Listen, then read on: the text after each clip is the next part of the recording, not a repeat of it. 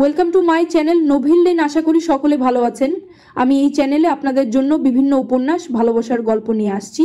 আমার গল্প যদি আপনার ভালো লাগে তাহলে একটি লাইক করে দেবেন, আর আপনি আমার ভিডিও প্রথমবার দেখলে সাবস্ক্রাইব করে পাশে থাকবেন। চলুন শুরু করি আজকের গল্প। চন্দ্র কি তার লুকিয়ে রাখা কষ্টের কথা পদ্মকে জানাবে? পদ্ম কি তাকে বোঝাতে পারবে কিছু সম্পর্ক কখনো হারিয়ে যায় না? চন্দ্র স্থির হয়ে বসে আছে, পদ্ম তার পাশে। নীরবতা দুজনকে ঘিরে রেখেছে, যে এই মুহূর্তের গভীরতা তারা দুজনেই অনুভব করছে। চন্দ্রের চোখে এক গভীর বিষাদ। সে ধীরে ধীরে কথা বলতে শুরু করে, যে অতীতের এক বন্ধ দরজা খুলে যাচ্ছে। চন্দ্র গভীর শ্বাস ফেলে, জানো পদ্ম, ছোটবেলা থেকেই আমি হারানোর ভয় নিয়ে বেঁচে আছি। পদ্ম, কেন? চন্দ্র, আমার মা, যখন আমি ছোট ছিলাম তখনই তিনি আমাদের ছেড়ে চলে যান। বাবা দিনরাত কাজ করতেন, কিন্তু তাতে কি, আমি তো একাই বড় হয়েছি। পদ্ম, তোমার মা কেন চলে গিয়েছিলেন? চন্দ্র, আমি কখনো জানতে চাইনি, অথবা জানতে চেয়েও সাহস পাইনি। ছোটবেলায় ভেবেছিলাম হয়তো আমি ভালো ছেলে ছিলাম না, তাই তিনি আমাকে ছেড়ে চলে গিয়েছিলেন। চন্দ্রের কথার ভার যেন অনুভব করা যায়। পদ্ম নিঃশব্দে চন্দ্রের পাশে বসে থাকে, তার চোখে সহানুভূতি ও মমতার ছা।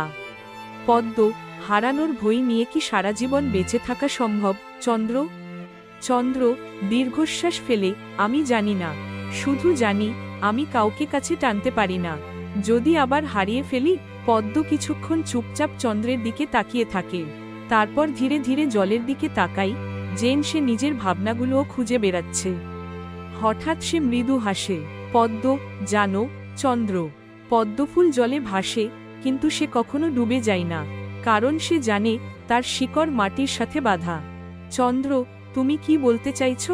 পদ্ম, বলতে চাইছি, আমরা যদি ভেই থাকি তবে কখনোই ভালোবাসতে পারবো না। যদি আমি চলে যাই তাহলে? চন্দ্র, তাহলে আমি আবার একা হয়ে যাব। যেন একটি কঠিন সত্য প্রকাশ পাচ্ছে। পদ্ম গভীরভাবে চন্দ্রের দিকে তাকিয়ে থাকে, তারপর মৃদু হাসে। পদ্ম শান্ত স্বরে, আমি হারিয়ে যাব না চন্দ্র। চন্দ্র কিছু বলে না, শুধু পদ্মের চোখের গভীরতার মধ্যে নিজের প্রতিচ্ছবি খুঁজে পাই। রাতের আকাশ আরো গাঢ় হই, বিলের জলে বাতাসে সাড়া ফেলে যাই। নীরবতা দুজনের মধ্যে আরো দৃঢ় হয়ে ওঠে, যেন এক অদৃশ্য বাঁধনে তারা জড়িয়ে পড়ছে। পরবর্তী কয়েকদিন চন্দ্র ও পদ্ম আগের মতো দেখা করে না। চন্দ্র কিছুটা দূরে সরে যায়, যেন সে তার অনুভূতিগুলো বুঝতে চাইছে। পদ্ম চুপচাপ অপেক্ষা করে, সে জানে কোনো সম্পর্কের গভীরতা বোঝার জন্য সময় লাগে। এক সন্ধ্যায় চন্দ্র হঠাৎ বিলের ধারে আসে, কিন্তু পদ্ম সেখানে নেই। চন্দ্র বিলের জলে তাকিয়ে থাকে, যেন কিছু একটা অনুভব করছে। হঠাৎ বাতাসে কারো হাসির শব্দ ভেসে আসে। সে পেছনে তাকাই, পদ্ম চোখে এক রহস্যময়ী হাসি নিয়ে দাঁড়িয়ে আছে। পদ্ম, তুমি এসেছো? চন্দ্র, এসেছি। পদ্ম, কিসের খোঁজে? চন্দ্র একটু থেমে স্বীকার করে, তোমার। চন্দ্র বুঝতে পারে পদ্ম শুধু তার জীবনের একজন মানুষ নয়, সে তার অনুভূতির অংশ হয়ে উঠেছে। কিন্তু তার মনে ভয়, এই সম্পর্ক কি সত্যি টিকে থাকবে, নাকি অতীতের মতো আবার হারিয়ে যাবে? চন্দ্র ও পদ্মের চোখে চোখ পড়ে, যেন তারা একে অপরের অনুভূতি পড়তে পারছে। পদ্ম এক পা এগিয়ে আসে, চন্দ্রও ধীরে ধীরে তার দিকে এগিয়ে আসে। কিন্তু হঠাৎ বাতাসের শিহরণে বিলের জলে ঢেউ ওঠে, যেন সময়ের ইঙ্গিত দিচ্ছে।